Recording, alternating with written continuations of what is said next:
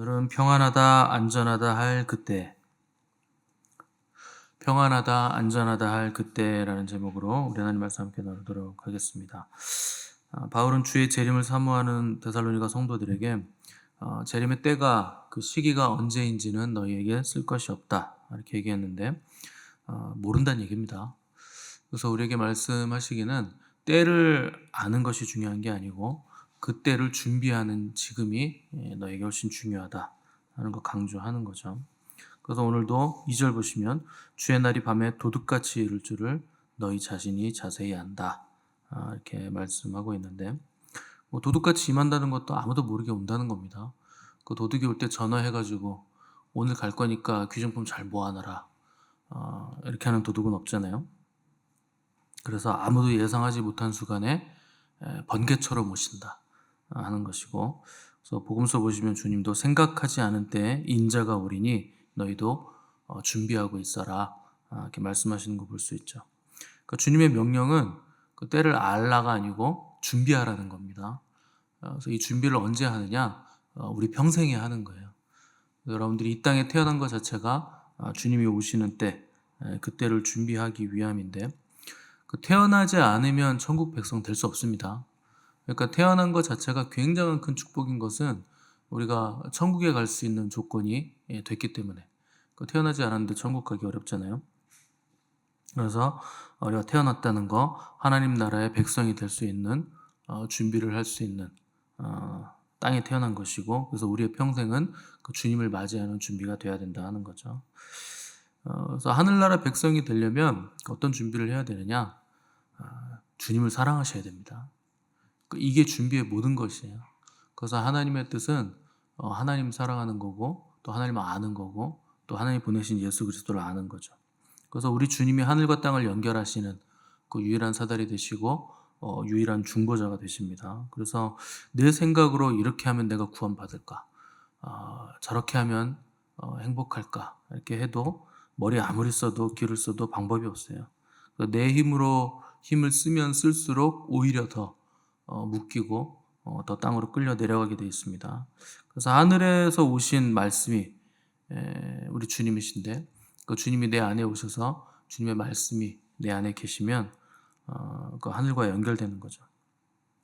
근데 주님이 이 땅에 오셨는데 요한복음 보면 자기 땅에 오매 자기 백성이 영접하지 아니하였다 이렇게 되어 있습니다. 여기 자기 땅이라는 건 그 유대를 말하는 겁니다. 그 자기 백성은 유대인을 말하는 거고 그 유대인들이 영접하지 않았다, 거부했다는 거예요.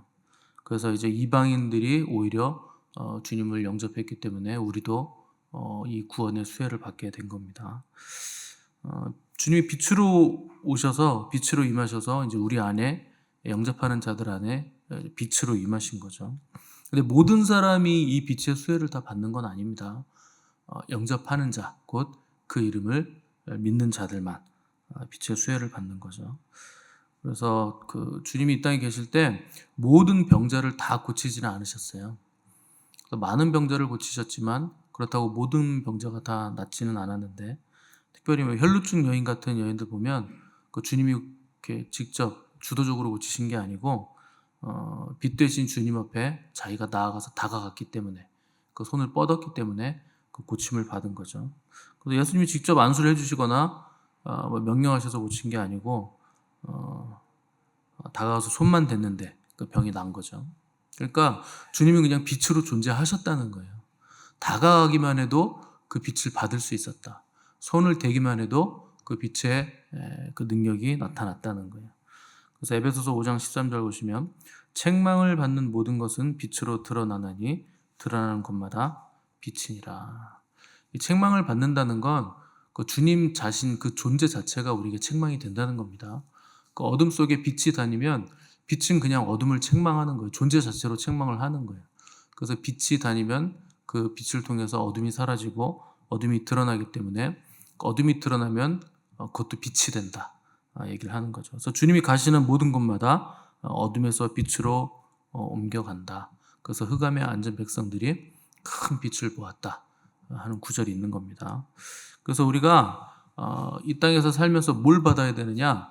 빛을 받아야 되는데 그 빛으로서 우리가 받는 게 책망입니다. 그래서 책망을 받는 것마다 다 어둠으로 살았던 삶에서 빛으로 드러나는 삶으로 바뀌는 거예요. 그래서 교회 다닐 때 여러분들이 책망을 받지 않으면 절대 여러분들이 어둠이 떠나가지 않습니다. 그래서 반드시 책망을 받아야 되는 거예요. 그래서 하나님의 말씀이 교훈과 책망과 또 바르게 함과 의로 교육한다. 이렇게 말씀하는 거죠. 그래서 우리가 책망을 받고 빛의 수혜를 받으면 우리도 이제 빛을 반사하는 존재가 되는 겁니다. 그럼 이제 굳이 나는 빛이다, 나는 빛을 반사한다, 이거 얘기할 필요 없는 거예요. 이미 빛이기 때문에, 빛을 반사하고 있기 때문에 가는 곳마다 어둠을 밝히게 되는 거죠. 근데 그 빛이 내가 빛이 아니라 주님이 빛이시고 우리는 그걸 반사하고 있을 뿐이다 하는 걸 잊으면 안 됩니다. 그걸 망각하면 교주도 되고 이단도 되고 마치 내가 빛인 것처럼 빛의 근원인 것처럼 그런 생각을 하게 된다는 거죠. 그래서 계시록 22장 보시면 다시 밤이 없겠고 등불과 햇빛이 쓸데없으니 이는 하나님이 빛이시기 때문이라 이렇게 기록을 했습니다. 그래서 하나님이 빛이시고 우리에게 오신 주님도 빛이시고 또 우리도 이 땅 가운데서 성령님의 빛의 인도함을 받다가 마침내 빛의 나라로 들어갈 건데 거기는 뭐 불이 필요 없어요. 해도 없어요. 그리고 뭐 전구도 없고 어떤 발광체가 아예 없는 겁니다. 왜냐하면 하나님이 빛이시니까. 그러니까 천국을 환하게 밝히는 그 날빛보다 더 밝은 천국이라고 그러잖아요. 그 환하게 밝히는 빛이 있는데 그 하나님의 빛이라는 거예요. 그래서 그 빛이 있기 때문에 무슨 발광체가 따로 필요치 않다는 거죠. 그래서 여러분들이 이 땅에서의 삶을 빛의 삶을 살면 빛의 나라로 들어가시는 겁니다. 되게 그냥 간단한 거예요. 빛의 삶을 살면 빛의 나라로 간다. 어둠의 삶을 살면 그냥 깜깜한 데로 간다. 그냥 선택되는 겁니다. 누가 선택하는 거냐? 자기가 선택하는 겁니다.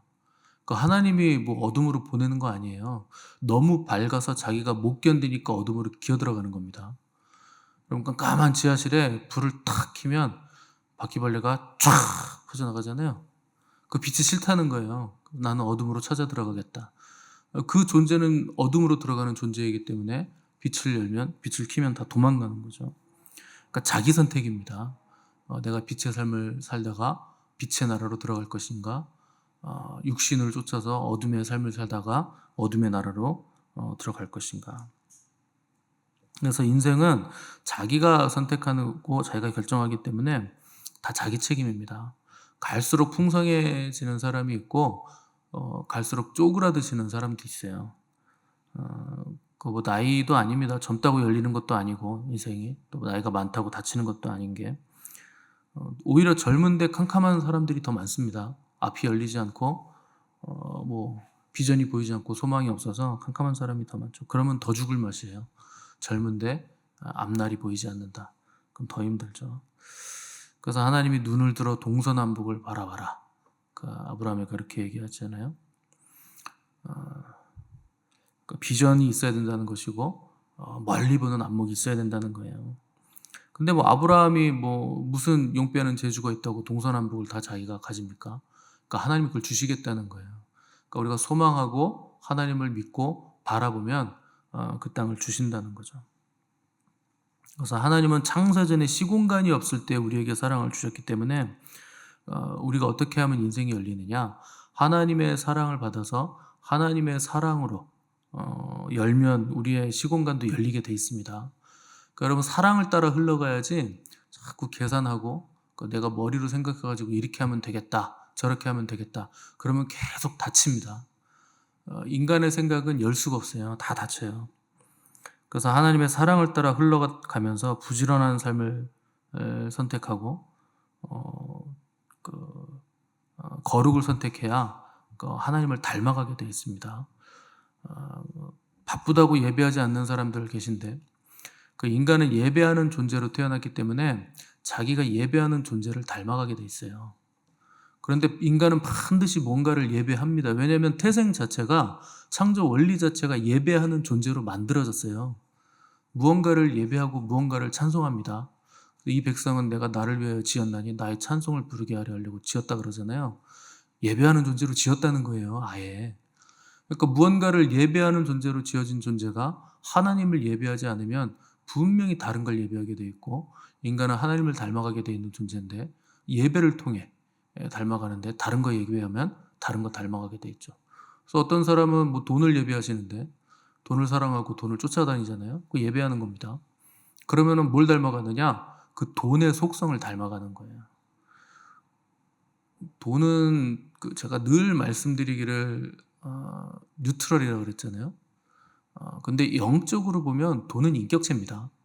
그러니까 주님은 돈을 영적으로 해석하시기를 좋아하셨는데, 그냥 보면은 그냥 중립가치지만, 내가 좋은 데 쓰면 좋은 것이고 안 좋은 데 쓰면 악하게 되지만, 영적으로 보면 주님은 돈을 뭐라고 부르느냐? 맘몬이다, 이렇게 불러요. 맘몬이라는 건 당시 신의 이름입니다. 재물 신의 이름인데, 신이라고 부른 이유는 거기에 인격성이 들어있다라는 거예요. 그래서 섬기기도 하고 정복당하기도 하고 또 복종하기도 하고 순종하기도 하는 대상, 그게 만문이고 그게 재물이죠. 그거를 섬기면 그거 닮아가는 거예요. 권력을 섬기면 권력의 그 무자비한 속성을 닮아가죠. 자기가 예배하는 존재 닮아가는 거예요. 그래서 내 선택입니다. 내가 하나님을 닮기로 선택하고 하나님을 예배하느냐, 아니면 다른 것을 선택해서 다른 것을 닮아가기 위해서 그것을 예배하는 삶을 사느냐. 그 열매는 자기 선택이죠. 그래서 동방 박사들을 보면 그 별을 따라서 오는 것을 굉장히 기뻐했는데 중간에 별이 한번 사라집니다. 그래가지고 길을 잃고 헤매다가 별이 다시 나타나니까 굉장히 기뻐하는 거 볼 수 있어요. 그래서 그 별을 따라가죠. 주님을 본 것도 아니고 주님께로 인도하는 별만 봤는데도 기뻐서 춤추며 따라갔다는 거예요. 그 사람들이 동방박사라고 하면 적어도 뭐 페르시아 정도에서는 왔을 텐데 산 넘고 물 건너 온 겁니다. 적어도 몇 달. 그러다가 마침내 주님이 태어나신 곳에 도착해서 보니까 아기와 모친 마리아가 있는 걸 보고 얼마나 기뻐했던지 황금과 유연과 모략을 드렸다고 돼 있어요. 그러니까 여러분, 시간과 공간을 뭘로 뛰어넘느냐? 기쁨으로 뛰어넘는 거예요. 그 어떤 기쁨이어야 되냐면 주님을 만나는 기쁨으로 뛰어넘은 겁니다. 그래서 인간은 시공간 넘어설 수 없는데, 근데 주님을 기뻐하면 넘어설 수 있다는 거예요. 산 넘고 물 건너 올 수도 있고 몇 달이 걸려도 상관없다는 거죠. 그리고 물질, 나에게 있는 가장 귀한 거 주님께 드릴 수 있다는 거예요. 그 주님을 만나면 그렇게 되는 거예요. 전에는 뭐 집이 크든지 차가 좋든지 옷이 예쁘든지 화장빨이 좋든지 뭐 이렇게 해야 나에게 기쁨이 있을 것 같은 느낌이었는데, 이제 주님 때문에 스스로 확인이 된다는 거죠. 집을 통하지 않아도 되고 차를 통하지 않아도 되고 뭐 남편 통하지 않아도 되고 자식 통하지 않아도 되고 사람 통하지 않아도 오직 내 안에 주님이 계셔서 기쁜 거, 그 상태가 되라는 거예요. 그걸 샬롬이다, 평안이다, 이렇게 부르는 겁니다. 오늘 3절 보시면 그들이 평안하다 안전하다 할 그때 임신한 여자에게 해산의 고통이 이른 것 같이 멸망이 갑자기 그들에게 이르니 결코 피하지 못하리라, 이렇게 되어 있는데, 이거 뭐 두 가지입니다. 평안하다 안전하다 하는 건 거짓 선지자들이 주님 안 온다, 평안하다, 아직 멀었다, 아직 안전하다 이렇게 얘기한다는 거예요. 근데 그때 오신다는 거예요. 가장 올 것 같지 않은 평안한 때, 세상적으로 평안하고 안전해 보이는 그때 주님이 오신다. 또 하나는 내가 이 세상에서 평안하고 안전함을 누리는 그때, 그날 주님이 오신다는 거예요. 그 세상 사람들은 이제 평안을 누리기 위해서 여기저기 막 다닙니다. 놀러도 다니고 여행도 다니고 춤추러도 다니고 즐기러도 다니고. 근데 평안이 없죠. 왜냐하면 평안을 찾으러 다니는 건데 거기에는 평안이 없습니다. 그러니까 더 죽을 맛인 거죠. 좋아서 여기저기 다니는 게 아니고 좋아지려고 여기저기 다니는 겁니다. 여러분도 이렇게 여행 다녀보시면 가기 전이 좋습니까? 가서가 좋습니까? 택배 받으면 좋아요? 받기 전이 좋아요? 받기 전이 좋잖아요. 야, 이거 시켰다, 드디어 샀다. 근데 그거 받으려고 기다리는 때가 좋잖아요. 가면 별 볼 일 없어요. 받으면 또 그냥 그렇고 좋을 줄 알았는데 별 볼 일 없다는 거죠. 그래서 좋아서 다니는 게 아니고 좋아지려고 여기저기 찾아다니는데 별 볼 일 없죠. 나이는 점점 들어가니까 여기저기 다니면 몸만 힘들고. 그래서 베니스의 그 곤돌라 배, 그 베니스는 다 물길이잖아요. 그 이제 배 타고 다니는데 할아버지 할머니들 잔다니까요, 거기서. 아니, 집에서 자지 왜 베니스까지 가서 그 배에서 잠을 잡니까? 몸이 피곤하니까 보지를 못하는 거예요. 그냥 잠만 자고 있는 거예요, 그 아름다운 도시에서. 갔다 오면 생각나는 거 아무것도 없고 몸은 힘들고 돈만 나갔죠. 뭐 추억은 하나 만들었겠죠. 그래서 우리 몸은 육신은 갈수록 후퇴합니다. 그게 하나님이 만드신 자연의 법칙이에요. 하나님의 법칙이에요. 그래서 사람이 속이 강건해져야지 겉으로 자꾸 뭔가를 누리고 즐기고 강화시키려고 하면 점점 더 죽을 맛이 되는 거예요. 몸이 견디지를 못하는 거예요. 그래서 몸은 자극을 한번 받으면 체감의 법칙이 있기 때문에 다음에 그 자극 받으면 더 세게 받아야 돼요. 그러면 이제 점점 더 재미가 없으니까 더 큰 자극 주고 더 큰 자극 주고 그러다 보면 중독이 되는데 중독돼도 나중에는 별로 자극이 안 와서 이제 치명적인 자극을 줘야 되죠. 그 무슨 뜻이냐? 밖에서 오는 것으로는 평안을 누릴 수 없다는 겁니다. 기쁨도 누릴 수 없고 행복도 누릴 수 없다는 거죠. 그래서 평안은 보이는 것에서 오는 게 아니고 보이지 않는 것에서 오는 거예요. 그래서 이 세상을 잘 보시면 보이는 게 대단해 보이지만 사실은 세상은 보이지 않는 것으로 다 둘러싸여져 있습니다. 그래서 보이지 않는 것으로부터 보이는 것이 다 나온 거예요. 성경이 말씀하는 바가 그렇기 때문에 그런 겁니다. 보고 듣고 이해하는 것으로 뭘 느끼려고 자꾸 그러는데 보고 듣고 느끼는 게 자의식이라 그러는 거예요. 내가 보고 내가 느끼고 내가 이해한 거, 이게 자의식입니다. 그걸로는 평안이 없죠. 보이지 않는데 평안한 거, 모르겠는데 기도하면 내 영혼이 잠잠히 평안해지는 거, 그게 평안이에요. 요한복음 14장에서 예수님이 나의 평안을 너에게 주노라, 내가 주는 평안은 세상이 주는 것과 다른 평안이다, 이렇게 말씀하세요. 이 말씀을 하셨을 때가 언제냐면 주님이 십자가에 달리시기 몇 시간 전입니다. 근데 주님이 제자들에게, 십자가에 달리실 분이 제자들에게 내가 너에게 평안을 주노라, 근데 나의 이 평안은 세상이 줄 수 없는 평안이다, 세상하고는 완전히 다른 평안이다, 그 말씀하셨다는 거예요. 그때 지구상에서 가장 평안하셨던 분이 주님이세요. 빌라도가 가장 평안했던 것도 아니고 대제사장이나 종교인들이 평안했던 것도 아니고 앞으로 몇 시간 뒤에 십자가를 지실 우리 주님이 지구상에서 가장 평안하셨고 가장 큰 영원한 평안을 주실 수 있는 유일한 분이셨다는 거예요. 그게 주님의 평안입니다. 그 세상 평안과는 다른 거예요. 그걸 우리에게 나누어 주시겠다는 거예요. 그러니까 왜 예수님 믿으면 어렵고 환난이 많습니까? 그거하고는 상관이 없기 때문에 그래요. 예수님 믿으면 평안을 주시면 아무 일도 안 일어나는 평안을 주시는 게 아닙니다. 어떤 일이 일어나도 주님이 주시는 평안으로 넉넉히 이기느니라, 그 평안을 주시겠다는 거예요. 싸움이 없다는 게 아니에요. 그래서 우리가 이 땅에서 살아간다고 해서 이 땅의 것으로 평안을 얻으려는 건 굉장히 어리석은 생각입니다. 우리는 나그네잖아요. 근데 자꾸 우리는 이 땅에서 평안을 얻고 싶은 거죠. 그래서 첫 단추를 잘못 끼우는 바람에 평안이 다 사라지는 거예요. 열심히 살았는데 불안해지고, 열심히 땀 흘렸는데 어디에 평화가 있을까 여기저기 찾아다녔는데 평화를 찾을 수 없는 거죠. 왜 평화를 찾을 수 없느냐? 평화의 주님이 내 안에 오실 때까지 죄와 사망이 끝이 없으니까 평안이 없는 겁니다. 그래서 평안이라는 건 주님과의 올바른 관계 안에 올바른 상태로 거하면서 올바른 그 존재로 존재할 때, 그때 평안이 우리에게 임하는 겁니다.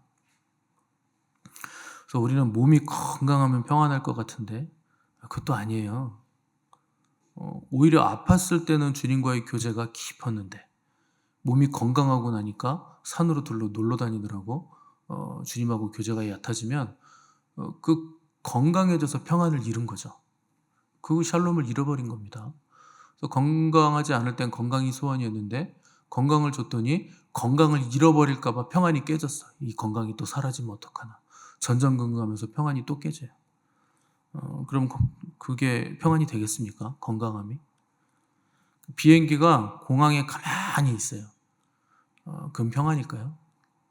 녹슬어요. 가만히 있으면. 비행기는 하늘을 나를 때가 평안입니다. 가만히 있을 때가 평안이 아니고, 배도 항구에 정박해 있을 때가 평안이 아니고 거친 바다를 가르고 항해하며 나갈 때, 그때가 평안이죠. 교회도 아무 일 없고 잔잔하니 예배 시간도 쭉 하고 아무 문제도 없고 성도들도 다 그냥 그저 그렇게 잘 그냥 똑같이 살아가고, 그게 평안이 아닙니다. 교회 평안은 치열하게 예배하고 기도하면서 영적 전쟁을 할 때가 교회 평안이에요. 전쟁이 없이 아무 일도 없는 건 그건 평안이 아니에요. 시체지. 그래서 내가 더 이상 할 수 있는 여지가 없을 정도로 엄청난 일이 닥쳐도 그 하나님께 맡기면 평안한 겁니다. 그게 우리의 평안이에요. 뭐 나을 수 있는 병이라면 걱정할 필요 없고, 낫지 못하는 병이라면 하나님께 달린 거 아닙니까? 그 안에서 안정감을 누리는 거죠. 다 주님께 있습니다. 그러니까 죽겠네 하지 마시고 죽게 있네 하라 그랬잖아요. 죽겠네 할 필요 없어요. 다 주님께 있는데. 불안하면 한없이 불안한 게 인간입니다. 낮에 멀쩡히 눈 뜨고 떠 있는데 날벼락이 칠 수도 있잖아요. 이 건물이 지금 5층인데 무너질 수도 있는 거고, 삼풍백화점도 무너지는데 이 건물이 뭐라고 안 무너집니까? 무너지면 속절없이 무너지겠죠. 밤에는 더 불안하죠. 뭐 도둑이 들어올 수도 있고, 밤에는 또 무서운 게 많이 다니니까 악한 영이 와가지고 나를 해코지할 수도 있고.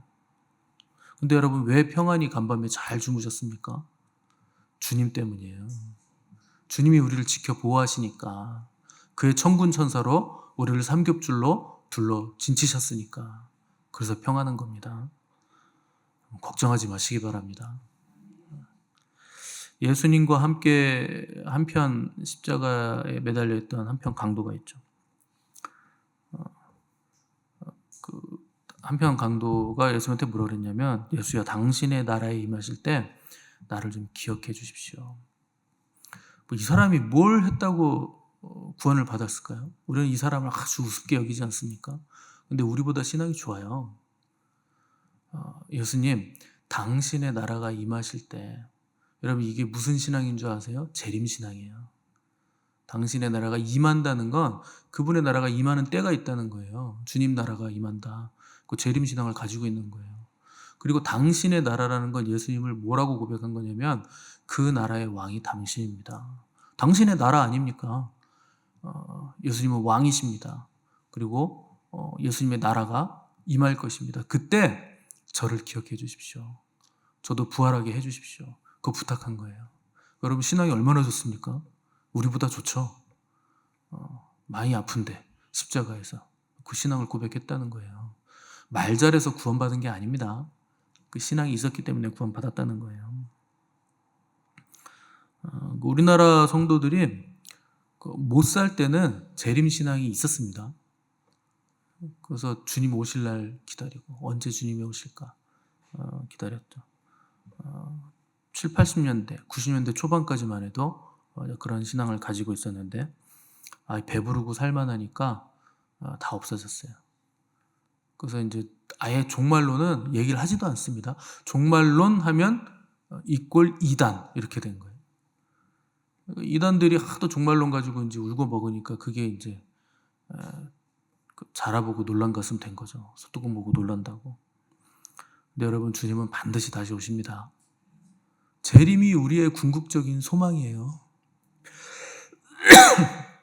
그거 없으면 다 무의미하죠. 시간이 갈수록 주님의 재림이 눈앞에 와 있다는 게 느껴지셔야 돼요. 깨어 있을수록 더 그렇습니다. 모두가 안전하다, 평안하다. 주님이 오시긴 언제 오시냐. 지금 2000년이 넘었는데도 안 왔는데 언제 오시냐. 반드시 오세요. 여러분, 그날을 소망하시고, 그날을 기억하시고, 그날을 기다리시고, 그날을 위해서 준비되시기 바랍니다. 준비된 자들에게는 영광의 날이고 기쁨의 날이고 구원의 날이고 축제의 날이에요. 준비되지 않은 자들에게는 두려움의 날이고 멸망의 날이고 심판의 날입니다. 그분의 영광스러운 재림 앞에서 기쁨이 충만하시도록 준비되시기를 바라고 오늘 하루하루를 말씀과 기도로 하나님 안에 거하시는 복된 저 여러분 되시기를 간절히 바랍니다.